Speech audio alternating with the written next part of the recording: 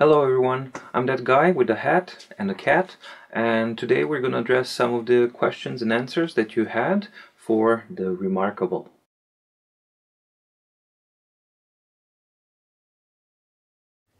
I discovered a really bad bug in the current OS, and it has to do with the selection sets. So there's like two categories of it. The one is bad, the other one is renders your reMarkable unusable.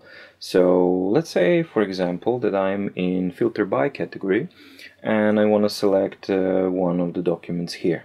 And then I say, yeah, well, no, I don't care about that selection. Let's go back to my files. So I exited my files and I want to select something else, and I want to go into user manuals and select something else. I can't get into any of the directories because I'm locked in a selection state. Furthermore, you'll notice that there's no indication whatsoever where that rogue selected item is. I happen to remember that it is in documents and it's right here, but unless I'm there, there's really no indication whatsoever. Once I deselect it, I am back to normal and I can enter my directory structure perfectly fine. So that's the first version where you can actually get out of it. The problem, really bad problem, which basically locks your reMarkable into an unusable state, is if you do this following sequence of events. And that's like, let's say that I'm in my directory structure. So I have entered my directories and I select my Diva user guide, right? So I exit back to my files and I want to go into a different directory, and I no longer can. The only way to get out of it is to either restart your reMarkable, because effectively it's not responding to anything. So even if you wanted to get back into the user manuals, you can't because you're in a select state. The only way to actually get out of it is either restart, or you can get into the documents, filter by, and then find that document in there and turn it off. And that's a really big problem.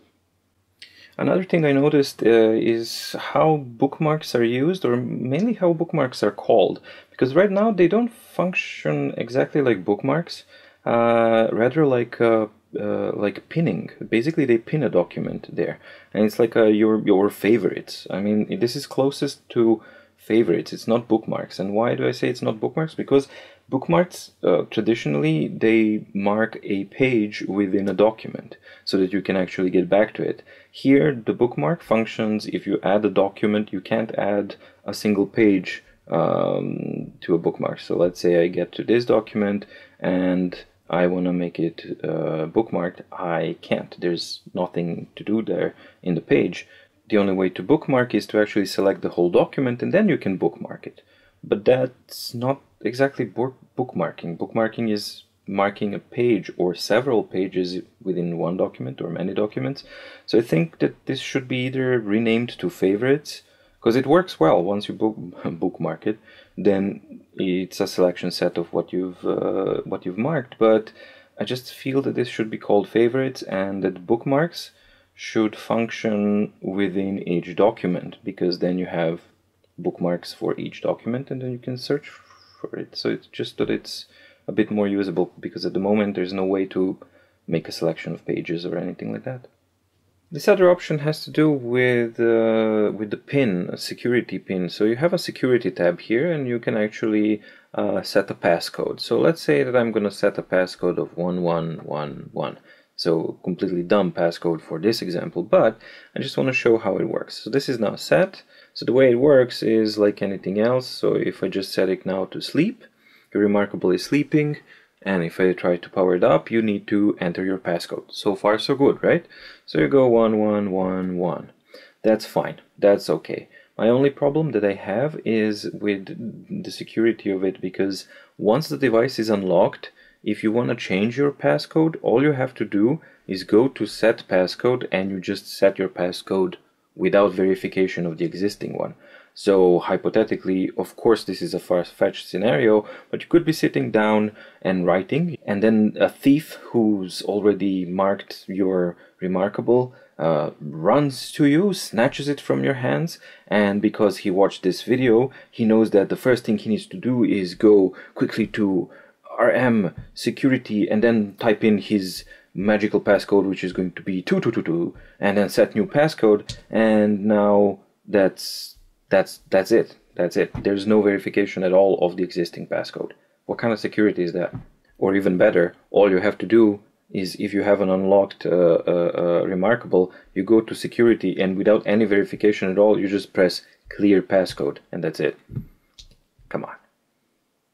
To my knowledge, I haven't found a way to do a factory reset, and I think that's a big problem because you always want to have some sort of factory reset on this device. The manual doesn't say that there is a combination of these buttons, but I assume that there is, especially given the fact that you can plug it in and communicate with the PC and stuff like that. So probably they have remote consoles and stuff like that. So, but it would be nice to actually have an option of factory reset, to reset your device, wipe it, and make it clean. On a device that deals with documents and everything else, it's kind of ridiculous also that there is no date and time at all. So as far as I've seen, the device does not have a way of keeping track of date and time, and I think it would be really good to actually have that in case you want to, you know, date your notes, drawings, or whatever it is that you have. It would be a really cool thing to have.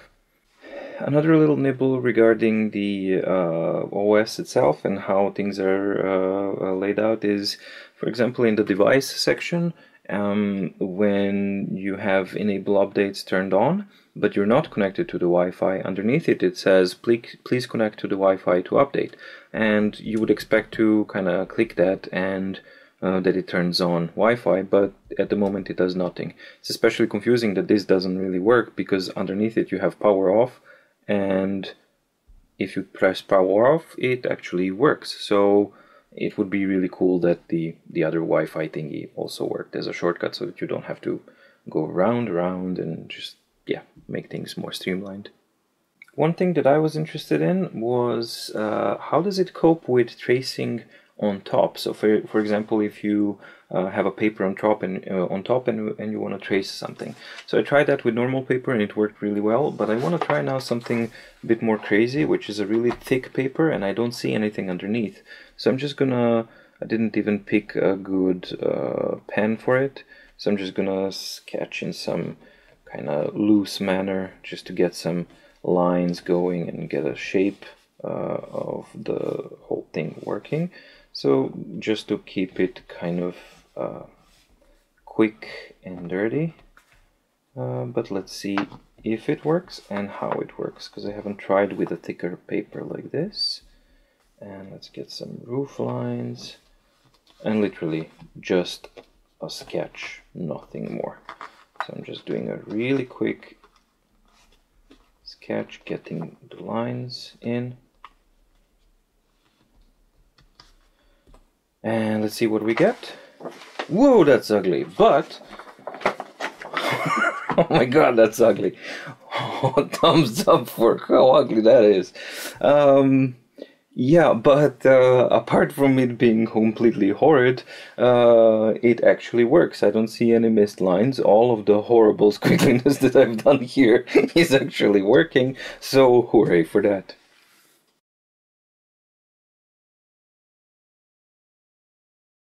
Does it arrive with the stylus? I don't really know, but I think it would be an extremely strange decision for it not to arrive with the stylus, because it's such an integral part of how you use it, reMarkable.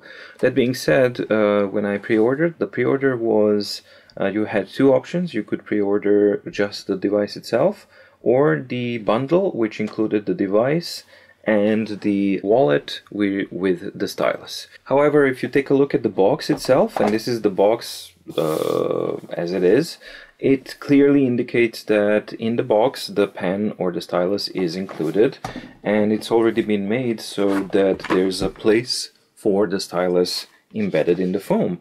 So my guess would be that they probably will be including the pen or the stylus with the reMarkable, but don't hold me to it because I don't know. I'm simply saying, stating what I see from the things that I have and what would make sense. I really don't know if they have different packages. When I was there to pick up, they only had this type of package, and the wallet itself was in a separate packaging. It's completely. So I think they may have rethought it and decided to include the stylus with the reMarkable as a standard.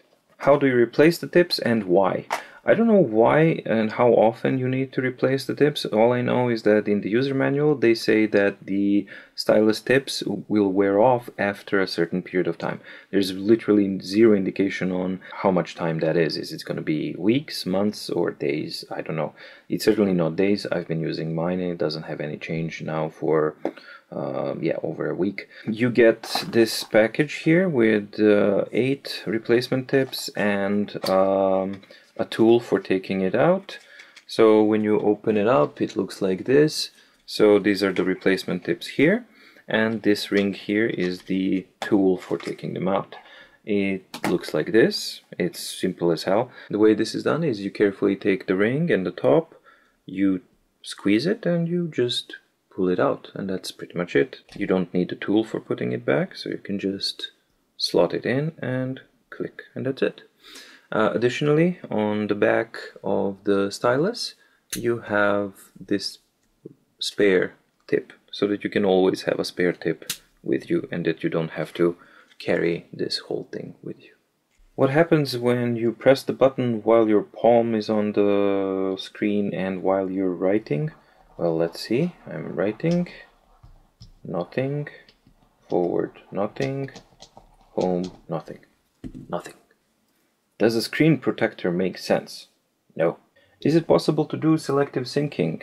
Not to my knowledge, because if you select a document, the only thing you can do is bookmark. If it's a sheet or if it's a document, you can just rename, move, duplicate, and things like that.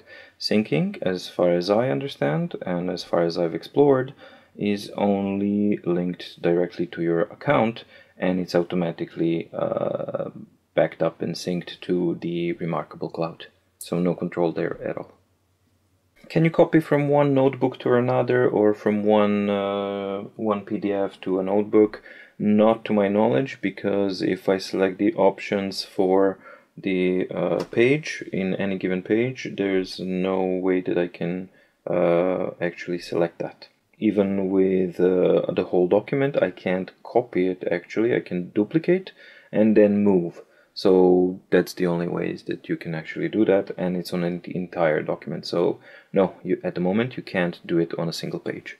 There was a question about how does share function work. Well, share, so far you can only share the entire document. You can't share a single page from a notebook, which is a shame, because it would be kind of cool that you don't have to always make a new document or a new notebook for that you want to share. But at the moment it works, let's say like this, that I'm over here and I want to make a new notebook. So I make a new notebook and I say test share. Alright, so that's called test share, and I'm just gonna select something here to write with and test share document. Right? So that's the thing that I'm gonna be sharing with the arrow indication. Once I'm done with that, I go back home so that I exit from the whole thing, and then I can use the regular thing menu. When your document is selected, in the upper corner you have the icon to share, a little envelope. Once you click it, you have two options at the moment. You can send as PDF or send as PNG. So let's say that I want to send this as a PNG. It will just say which address. I'm not going to show my email address so I don't get spam. It's down here, and you just type in the address with the keyboard. And once you are done, you just press the enter button. Then it confirms that the mail has been sent, and I'm just going to check it now. You get a document from my reMarkable test share, and the document is here, and it is a PNG. So there you go, test share document. That's how it works, and the resolution is okay. The details are fine and kind of works. It just works. Can you create your own templates? I don't think so. Let's try. So let's say that I'm here and I go into templates, options. There's 0 options here, which leads me to another thing that I wanted to actually point out, and that's it would be really handy to just have 2 buttons and to sort between portrait and landscape templates. So if you already know that you're going to be working in a portrait mode, that you just click on a portrait and you select those templates. This way you have to go through all of the landscapes and then get to portrait and then get to choose. So maybe having 3 buttons like portrait, landscape and universal, because there's a couple of them, like 3, 4 of them, which work either way. So that would be kind of cool. Another question was regarding the auto sync and how it actually works if you're doing a lot of work offline, and yeah, does it automatically sync or not? So if I now draw a little scratchy poodle kind of dude that's not really that confident, and he's like, oh no, what do I do? Why did I actually got into this? I never wanted to do any of it. So we just do some little sketch, alright, something like that. So yeah, you get a sketch and you do all that kind of stuff and you say, yeah, boy. And you gotta have some shading as well. Shadow, shadow, shadow, shadow, so that he has contact on the ground. There we go, so a little doodle, right? And basically, as soon as you go into Wi-Fi, so now I'm gonna press Wi-Fi turn on. So now it's connecting to the network. I need to wait until it's connected. And let's see if we can zoom in here. So it has disconnected, connecting to the cloud, and uploading one file, almost done. It's automatically syncing, and you can see that indication here as well with the icon here that it's syncing, and it's done. So basically that's how that thing works. For me, really cool. So it actually already synced, and if I go to my quick sheets, it's syncing library. Let's see, where is that? Yep, quick sheets.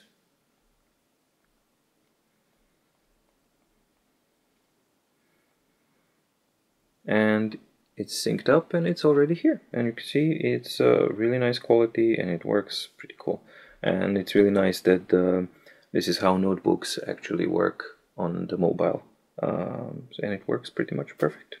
Okay, so now I'm in live view mode and I'm doing a screen recording of the PC, and I got my mobile here with reMarkable, and as you can see, as soon as I write, well, let's get him. So if I do this, then it actually syncs very nicely. And it works really good. So I can tell you, because I don't have, you'll see, I'm gonna sync the PC screen, but I can tell you how quickly it works. So let's say for mobile, it's now, yeah, and for PC, now. It's very quick. It's pretty much under a second or so. Though I can see that some of them have been missed. Some strikes have been missed. Let's see what's happening with the continual. If you're doing a continual stroke, nothing. Once you release, then it updates. So let's try again. Let's open the ugly one, the super duper ugly one.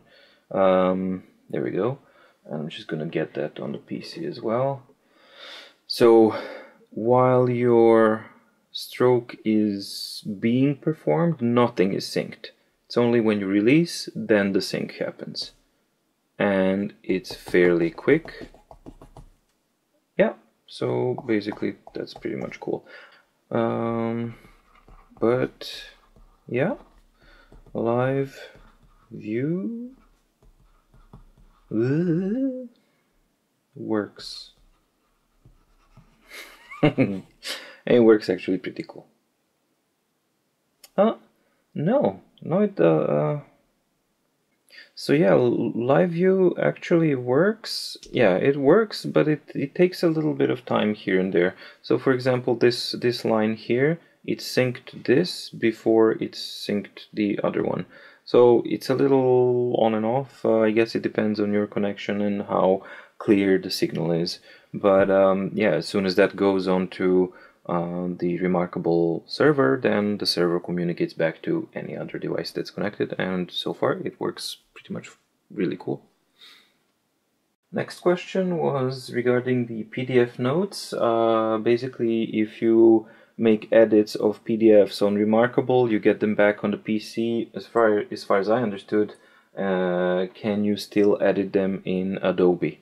So what I'm going to try now is actually just open up a file that I know that I can edit in Adobe, and that would be the reMarkable user guide.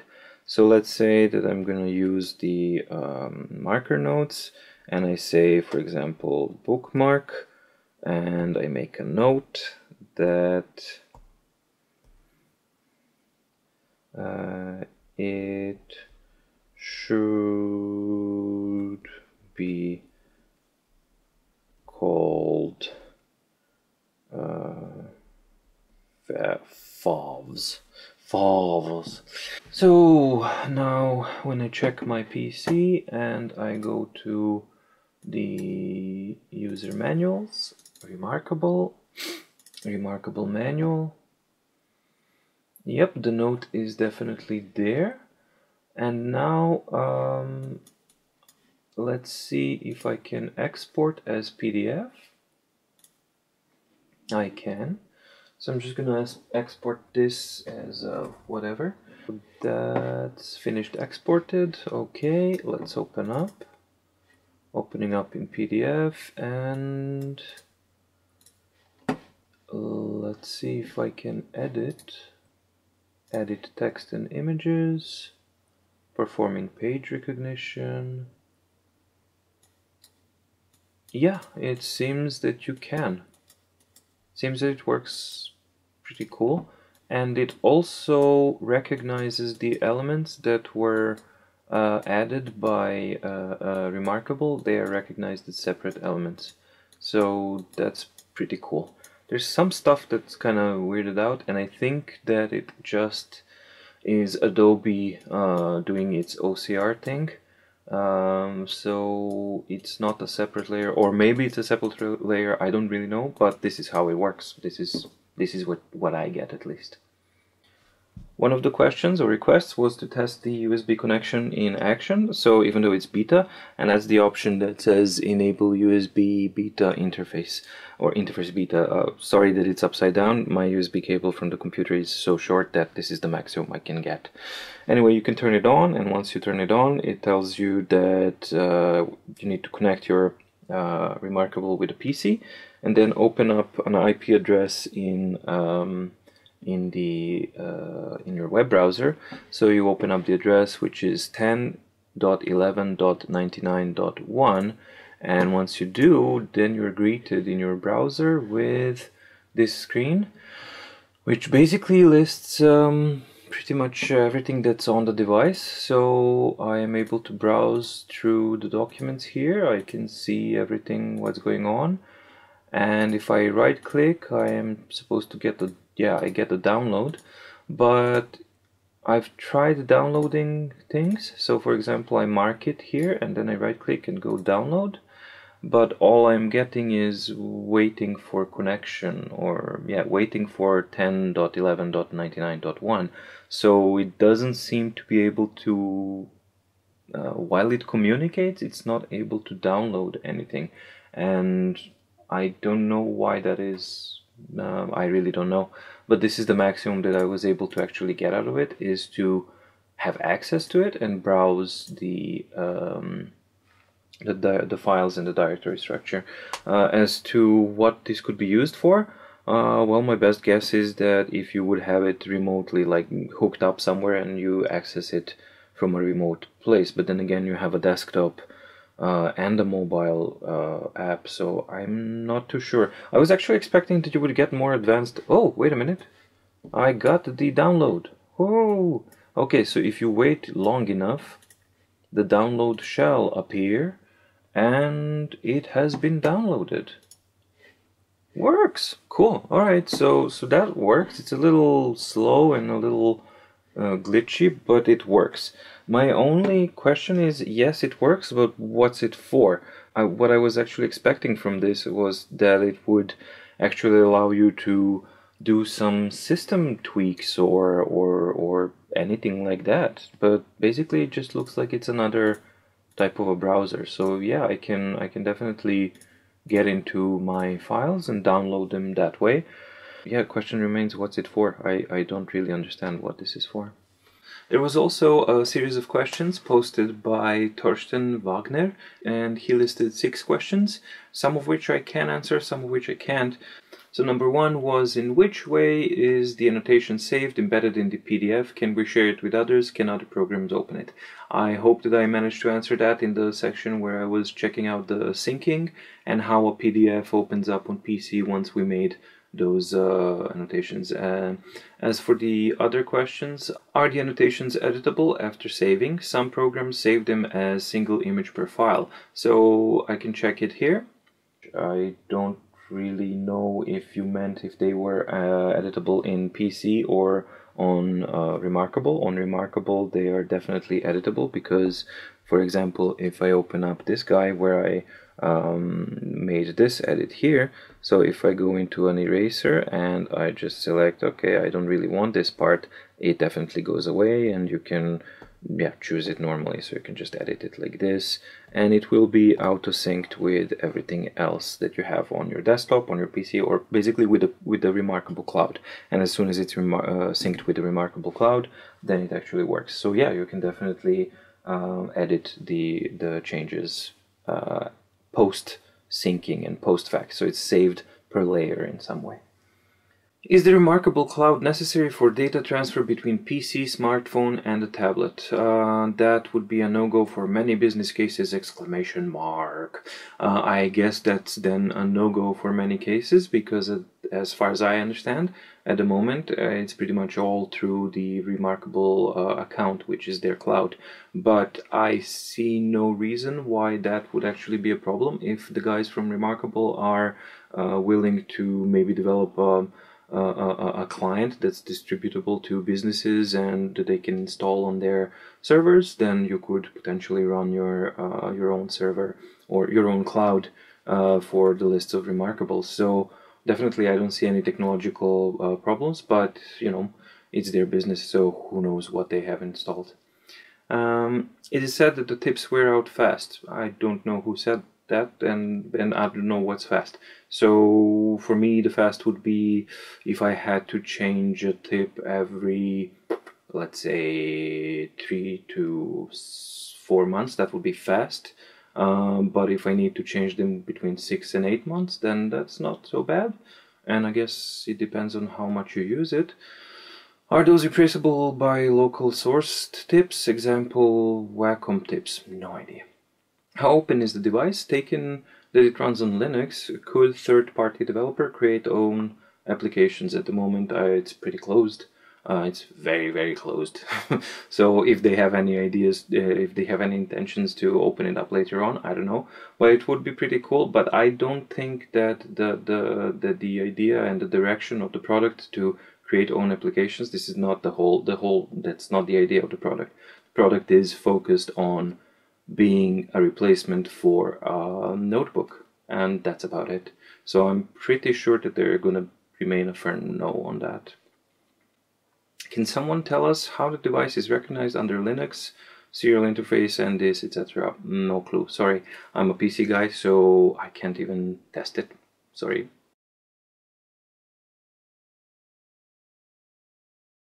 Now for some updates regarding the battery life. It's weird. So now it's been on roughly a week, and I've been using it as a reader and a little bit of a sketch pad. I'm at the moment at 55. No, you can't see that. But at the moment I'm 55%. So Battery life now is really good, but the weird thing is that during the review, and maybe if I'm able to find the footage, I'm going to put it in now, but while I was testing some things, I think while I was testing the live USB connection, it was 53%, then 55%, and then 56%, so it was jumping up and down. And I think that the way that this is displayed is the actual thing that's causing confusion for me, at least, because right now it's been running for a week and it says that I have 55% left, and that's with moderate use, not heavy use, just normal use as I would use it. It was daily, but it's just normal reader and some sketches or notes. So battery life seems to be on track. Finally, I have one thing that I'm actually beginning to be a little bit worried about. I still have a lot of understanding of why things are like that, but it's regarding the customer support and reMarkable as a company itself in relation to their customers. I've received no feedback on my support case, which I contacted them about with the Wi-Fi issue that I have, with the missing strokes, which is kind of a big issue. So yeah, there was not even a confirmation that, yeah, we got your case and we're working on it, or we're swamped and delayed, or anything like that. There was like zero communication. So that I find a little bit worrying. On the other hand, I do understand that they are a small company, that they're fresh, that they're new. They're just now launching. I got it early, so now they are dealing with the whole issue and logistics of launching it all over the world, which must be a huge deal. So I'm kind of hoping that that's the case, that they are kind of understaffed and that they're small and that they can't focus on the logistics of shipping out the units worldwide, getting the new supplies and getting back on track in a timely manner, and to deal with the launch issues, which is the software. But I think that they should, because once these second and third waves of shipments start hitting customers, and if they don't sort out all the big issues, then they might run into some negative response, which is a shame because it's a really, really awesome device. And there's just one thing I want to show you. Just hold on a second. This is just a small part of what I gotten rid of during this week since I've gotten the reMarkable. So this is my handmade tracing lamp thing for when I need to trace some drawings. Yeah, notebook full of notes, sketches, another notebook, another notebook. These are folders full of user manuals that I always use, and I need them in hand with these little post-its that actually, mark the places that I need. And this is the second folder with all the stuff that I basically use daily. And all of this stuff, this is just a small part of it, and all of this I've been able to actually put into this tiny little thing, and it's available at all times to me, and I can do everything and I can sync with everything, and it just really, really has changed the way I function, and I love it for that. Does it have issues at the moment? Of course, quite a few, a lot of that I actually noted, but thankfully I think for the most part all of them are software issues, which is to say that the hardware, the design of the device, I still maintain that it's really, really good. And more I use it, more I love it. I just hope that they get on track with updating the OS and fixing all those issues, because once that is fixed, that's going to be an awesome experience all the way through. However, there's also this small possibility that they might be very slow and sluggish in updating and fixing issues, in which case it might be actually a problem. So at the moment it's a mixed bag. Hardware device, it's perfect for me, really, really perfect, and does everything I want it to. Software is flawed and it needs to be fixed and it needs to be updated, and they're from small things to big things. It's an early release from a small team, that's definitely clear, but the product has huge potential and already is fulfilling a lot of it. So now over a week with the device, I still love it, I love it even more, and now it's actually built itself into my daily routine, which is a testament to that it does what it needs to do. Now we just need to wait for all the software fixes and for enough people to actually nag them so that they actually get it done, and then we're gonna have a really cool thing. Anyway, thanks for watching, guys, and thanks for all the support. It really is fun to share this with you and to hear the opinions and see how other people react to the reMarkable. And I certainly hope that you get your device soon and that it actually makes you happy as it did me. Until next time, take care and see you soon. Bye.